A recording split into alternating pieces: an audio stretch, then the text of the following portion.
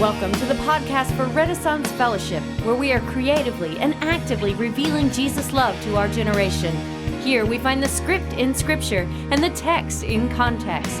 Follow us at reddenfellowship.com or join us live Sunday nights at 6 p.m. in Sunrise, Florida, or online via Periscope.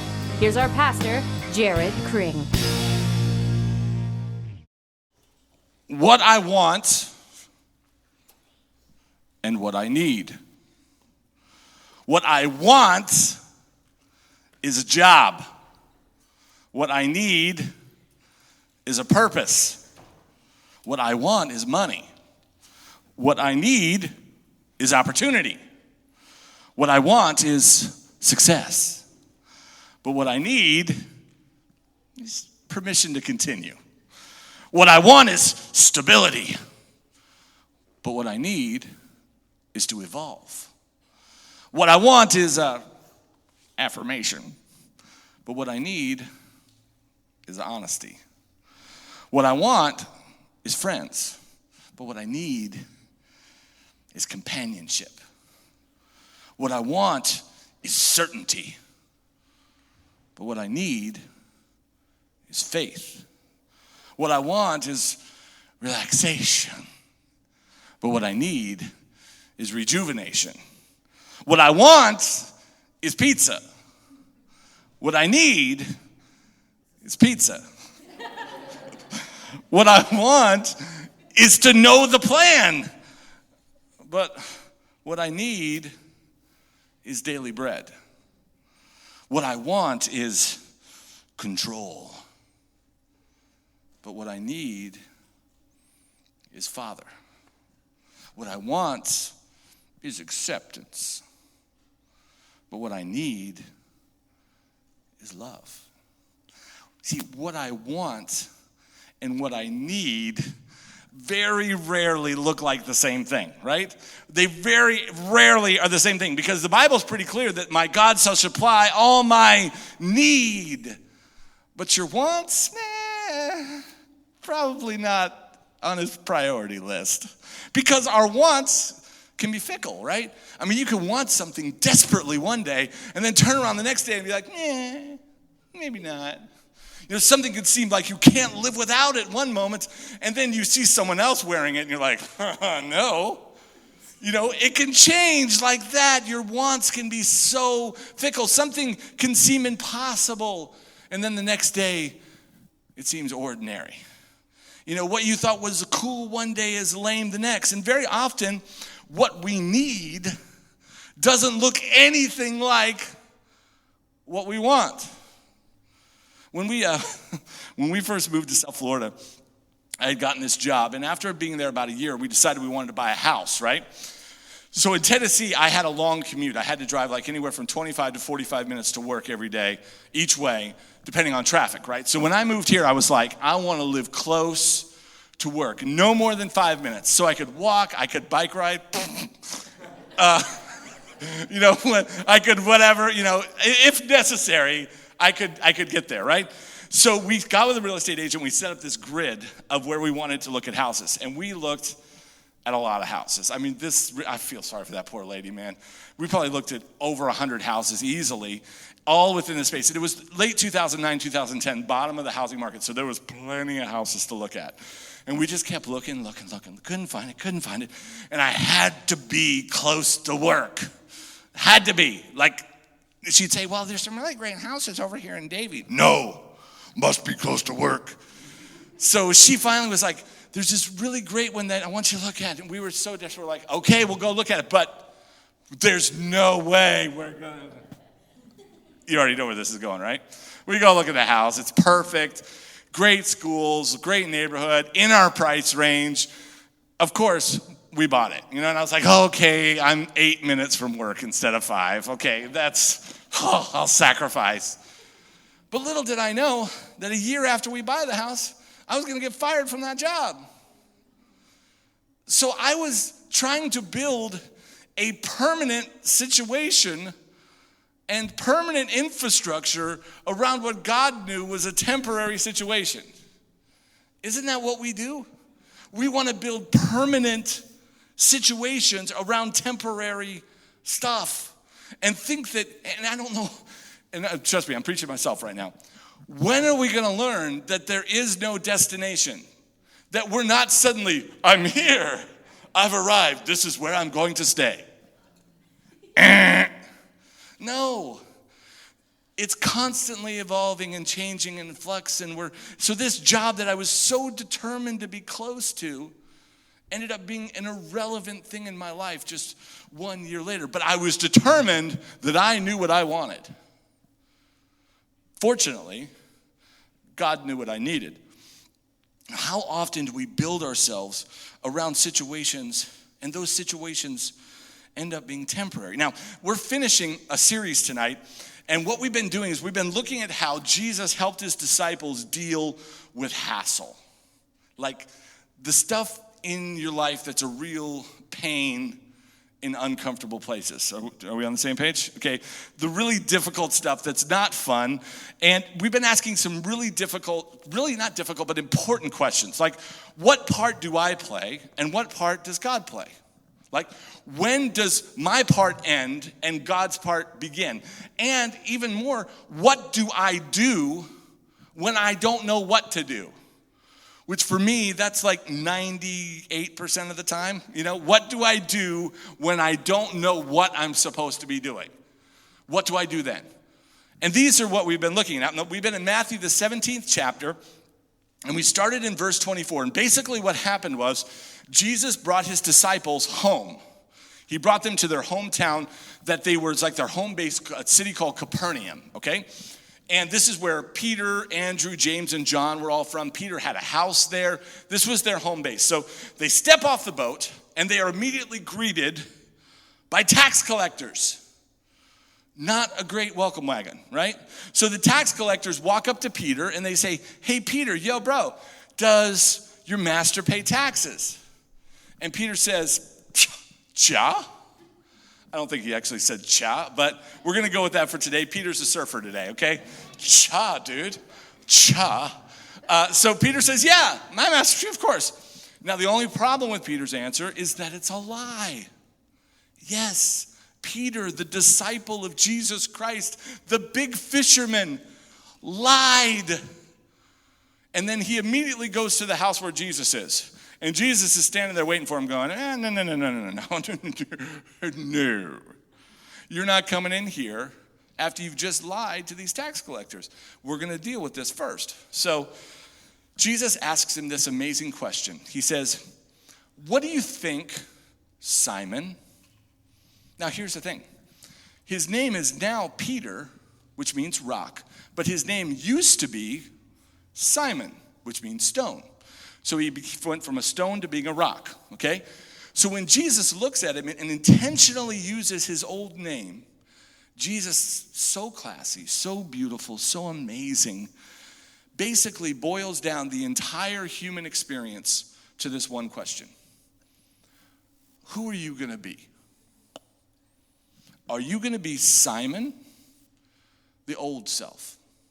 The lying, the cheating fisherman, the person who struggles with addiction, the one that has problems with their family, the one who argues and struggles with depression. Are you going to be your old self, or are you going to be Peter? Are you going to be the new you, the one that's born again, the one that's a new creature, the one who's left all that behind? Because the only person that can turn Peter back into Simon is Peter. Just like the only person that can turn you into who you used to be is you. Now, you can try and blame your spouse. You can try and blame your work.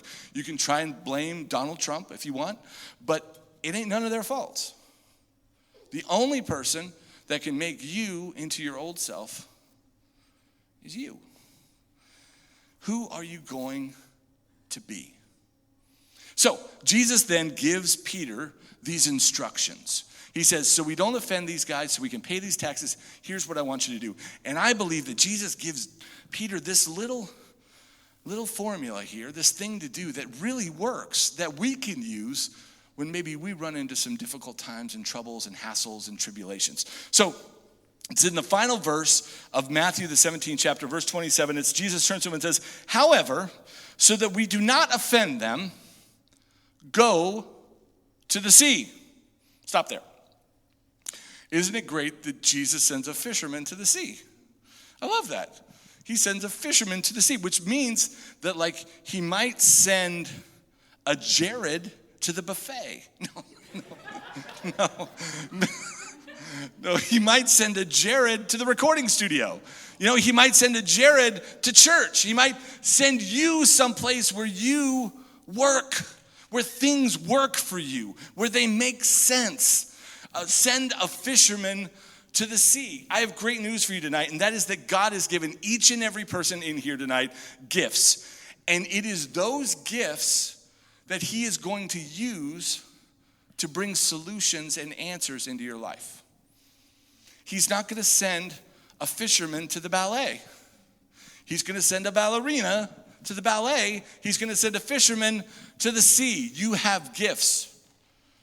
And those gifts, those answers, the place where you go for answers is called the sea. Now, the problem is, when we have problems, what do we want to do? We want to close ranks, right?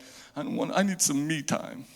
I'm just going to take some time to figure this out. Did you know that because you're qualified to get yourself into something doesn't mean that you're qualified to get yourself out of it? Let me say that again. Just because you're qualified to get yourself into something doesn't mean you're qualified to get yourself out of it. Lots of times in life, we are the proverbial kid with his head stuck in the rails on the stairs. We got our head in there, but we can't figure out how to get our head out of it. We need help.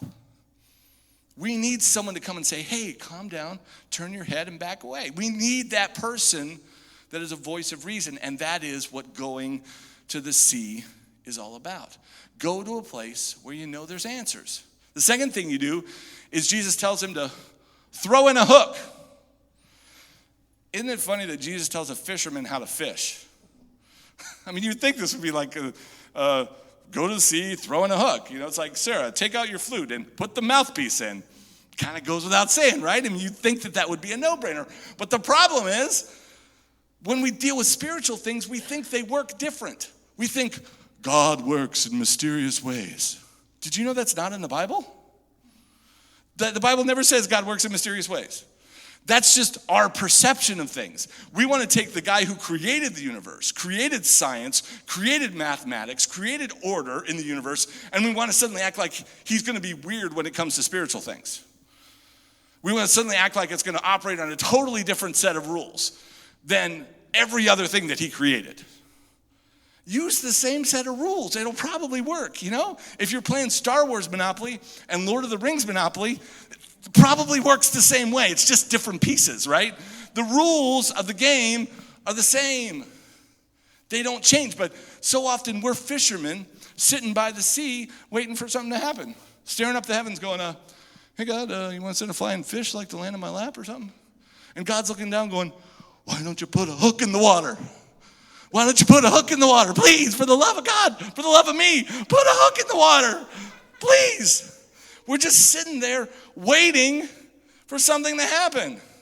Jesus is showing us once again that God is going to use our gifts and this world that he created to meet our needs. And it doesn't work under some kind of different set of guidelines. You reap what you sow. If you want a harvest, you need to plant a seed. If you want to catch a fish, you need to put a hook in the water. We have to do what we know to do. You have a part to play. You got to do your part. And then God does his part.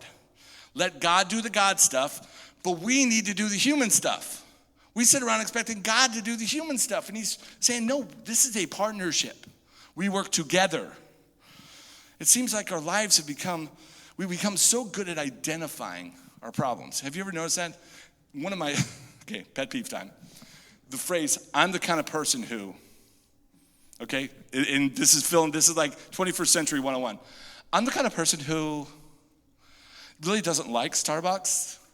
I'm the kind of person who doesn't like this. I'm the kind of person who struggles with depression. I'm the kind of person who struggles with addiction. I'm the kind of person who doesn't really like to go to church. I'm the kind of person who really doesn't believe. I'm the kind of person, we love to make these blanket statements about who we are and about the things that we struggle with. But let me ask you a question. Don't you have to be struggling for you to struggle with something? I mean, doesn't that make sense? We love to say we're struggling. I'm really struggling with my weight as I shove a box of Krispy Kremes in my mouth, you know? Am I struggling with my weight? No, I'm not struggling with it at all. There's no struggle in my struggle if I'm shoving Krispy Kremes in my mouth. But we love to talk about and identify our problems. But any 12-stepper will tell you that identifying the problem is the first step. But it is the first step of 12, right? Okay, it's not the end. But we love to identify what our problem is and then act like that's it. That somehow because we've identified it, and it's like a doctor going in and saying, yes, I've identified you have cancer. What are we going to do about it? All I do is identify it. I can't help you with it. I only tell you that you have it. Wow, great medical school you went to, buddy. That's really awesome. But we love to talk about identifying our problems. But that's just the first step. We got to be proactive. We've got to do something about it. And it may be insignificant. It may seem minuscule and tiny in comparison to what the need is. But at least it's something, right? At least you're not sitting by helpless, powerless, with nothing happening and you're not doing anything. There's just something about, even if you owe $1 million and you do a garage sale, at least you're doing something, right? Instead of sitting by hopeless. Put a hook in the water. And that's our part. Now let's read on and see what happens next. And it says, take the first fish you catch. See, this is right in order here. Put it back up there, Ange. Go to the sea, throw in a hook.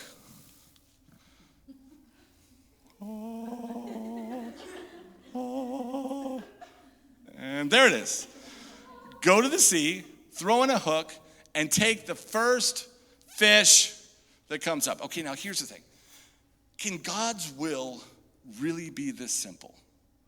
Because if it is, I'm going to put a lot of people out of business tonight. Because there's like seminars you go to, like week-long seminars to learn God's will, like 40-day fast that you do and prayer things. I must find God's will. We think God's like playing some game of peekaboo hide and seek with his will, like he's hiding it with a treasure map. You can't find my will. You can't find my will, you know? I mean, is that really what we think? I mean, here it is, this simple. If you go to the sea, go to where you know there are answers. You put a hook in the water. Use your gifts that God's given you. You can proceed forward with the next thing that comes your way. Treat it like it's from God. And maybe you're a guitar player.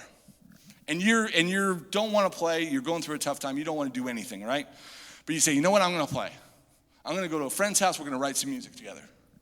When you're sitting there writing music, you might have an idea. You know what? I think I might be able to do this. Maybe your phone will ring with a friend who hasn't called you in so long. Have you ever had that happen? One of those weird, I was just thinking about somebody and all of a sudden they call you and they're like, oh, weird. Or maybe you get an email. Something comes your way. Something will come up. And you can treat that as if it's from God. The first thing that comes your way. What is God's will for your life? Get to where you know there are answers. Put a hook in the water, and the first thing that comes up, step out in faith that it's from God. Because here's the thing. God is your Father, and he's a good dad. He wants you to find your way. He does. He's not going to hide from you. He wants you to find your way. He wants you to find what you need. You have to believe that. You have to treat the things that come in your life as if they're from God. Treat them. Assume that what comes in your life is from God because he wants to bless you at every opportunity that he can. But he's also fair. And he's just. And he's not going to break his own rules just so that he can bless you. You've got to do what you know how to do before God is going to do what he knows how to do. If you do what you know how to do, then you can stand in faith and believe that the first thing that comes up is going to be from God. But there's a problem, okay? There's a big problem. Peter owes taxes. Peter just went fishing. Peter needs money. He's got to fish. Can you imagine Peter just sitting there going, thanks, Jesus, for the mackerel, but I needed money. I thought maybe we were going for a goldfish, maybe, hey? That was kind of more along what I was thinking, you know? Peter throws in a hook and he catches a fish, but he wants money. And, he needs money. And isn't this just like life? We think we want one thing, and what God sends us doesn't look anything like what we think we wanted. It doesn't look anything like it. This is why the final step is so crucial. Go to the sea, cast a hook, take the first one that comes up, and when you open its mouth, you see, you got to look inside what God sends your way. You got to look beyond the surface of what comes in your life. Otherwise, you're just going to miss things. You got to open its mouth and look down the guts of every situation, of every person, of every opportunity that comes your way, because otherwise you're going to be missing what's truly there for you. I mean, how often do we as people just give up on something because it doesn't look like what we think we want? How often do we walk away from an opportunity because it doesn't exactly fit the mold of what we think we were looking for? Now, I'm going to tell you something. The blessings of God are hidden beneath the surface in life. They are. The blessings are hidden. Otherwise, all the gluttons and spiritual hoarders would just come along and they just swoop everything up and there'd be nothing left for the rest of us. But you got to look deeper into something in your life and make sure that you're garnering, that you're gleaning everything out of it that you possibly can. I mean, if it were me, I'd pull a fish out of the water and I'd be like, it's fish, Jesus. If you think I'm giving this to the tax collectors, you out your mind, bro. And I'd throw that thing back and I'd be like, okay, I'm out of here. And meanwhile, I'm throwing away my blessing. I'm throwing away what I needed just because it didn't look like what I wanted. Do you understand that there is no blessing in this life that doesn't begin with hassle? Let me say it again. There is no blessing that doesn't begin with hassle. Peter's going to end up with a fish with a gold coin in its mouth and a story and a miracle that he's going to be able to tell for the rest of his life. But the entire situation began with tax collectors. It began with a lie. Every blessing that God sends your way is going to be wrapped in a box of hassle. And you can see he's thinking, oh, wow, thanks, Jerrod. That's really great. That really sucks, man. Well, why does God do that? That's like super mean. No, it's not. It's not mean at all. Because remember, he's a good father, and a good father makes their children earn their blessings. He just does. I mean, we as normal people, right? What do we do with our kids? Clean your room, I'll take you out to ice cream. Right? Get some straight A's and you got $20, right? I mean, that's what we do. We reward our kids for overcoming the hassle in life of something that they think is inconvenient and difficult. Because we know that a child that is blessed without earning it is spoiled. Have you ever met a spoiled child? Are they happy? No, they're miserable. Spoiled children are miserable because they don't value what they have. They don't appreciate what they have. A spoiled child has no sense of gratitude. See, because the harder you work for something, the more you sweat for it, the more you bleed for it, the longer you wait for it, the sweeter it is. Can somebody say amen? Something in your life that you look towards and you longed for and you worked for, and when you finally have it, you cherish it and you know its worth. But all those things begin with hassle. They are encased in hassle. Whether it's a woman pushing through the pain of childbirth to have a baby. She doesn't remember the pain. She remembers the feeling of that baby in her arms. Or a grain of sand inside an oyster that's an irritant. But that irritant eventually becomes a pearl. Or maybe it's the pressure of the earth pressing in on the minerals underground for thousands of years, creating a beautiful gem. It is always through difficulty and pain that beauty is born. It is through hassle that we receive blessing. We have got to look deeper. When it comes to our life, God is never going to look like what we want. It's never. What God sends you is never going to look exactly like what you want. Sorry. Bad news. But I will give you good news. It will always be what you need. We have to look deeper. And here's the thing. Peter looks inside this fish's mouth. If he looks inside the mouth of this fish and he doesn't find a coin or find something, well, at least he's got dinner. Right? He didn't lose anything. He just looked inside, ain't nothing more there. Great, I know what this is. Next, fish. You don't lose anything by assuming that what comes to you is from God. You don't lose a thing. You just know that you look deeper and you took it for everything that it could have. We have to learn to take what to take, like we talked about in the music log tonight. We got to learn what to take and what not to take. And the only way that we learn that is by opening up its mouth and looking a little bit deeper into the situation. I mean, if we could just get this, can you imagine how it would change our lives? I mean, we're talking about a paradigm shift in thinking as human beings, because when we hate hassle, right? We hate to be inconvenienced. There's nothing more that we hate than just trouble, right? But when those things happen, when they happen, instead of shaking our fist at the sky and wondering why God hates us today, maybe if we just started looking around for where the blessing was. Well, I'm in the middle of a big hassle right now, so I know there must be some good God stuff here, because the amount of pain in the butt this is, there must be a major blessing. Let me look for it. Like a geologist looking for the signs of gold in the ground and looking at the minerals and tracking it to where he knows there's going to be gold. Search in your hassle to find where the blessing is. Because God's not trying to curse you with hassle. He's trying to bless you. Your hassles are not a curse. They're the package that God uses to deliver your blessings.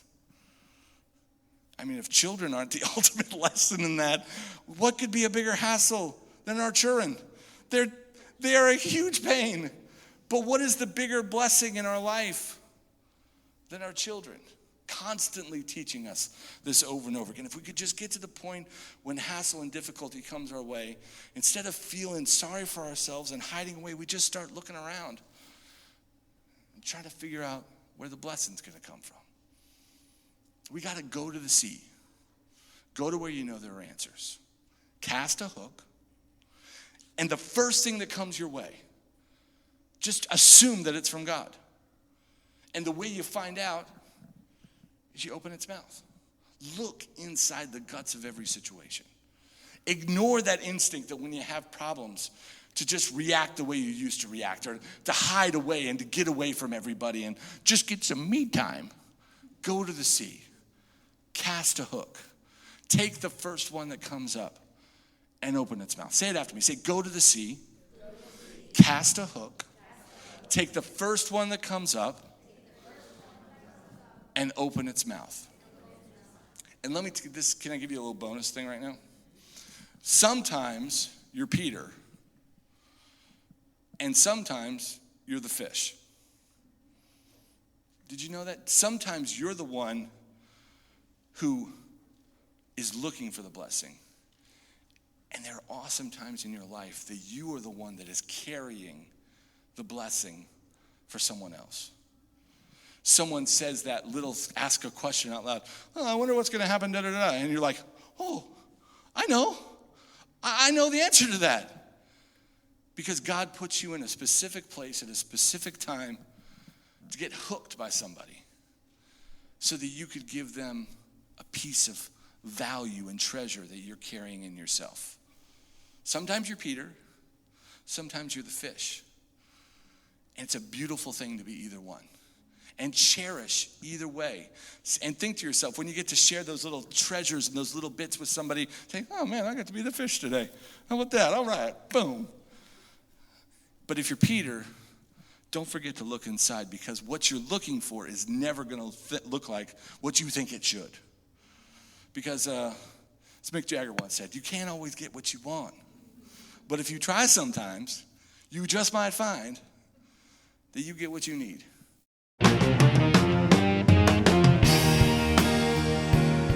We hope you enjoyed our podcast. We invite you to subscribe and spread the word on your favorite social media and follow us at REN Fellowship, or keep up with us at renfellowship.com. Tune in next time as we continue to share the gospel according to common sense.